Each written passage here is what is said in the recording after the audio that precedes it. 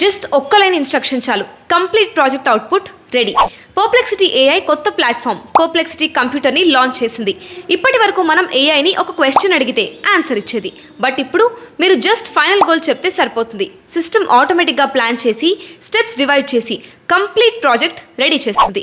ఈ system single model మీద depend అవ్వకుండా మల్టిపుల్ ఏఐ మోడల్స్ని యూస్ చేస్తుంది. For example research, coding, design కోసం సెపరేట్గా టాస్క్ని బట్టి రైట్ మోడల్ని అసైన్ చేస్తుంది.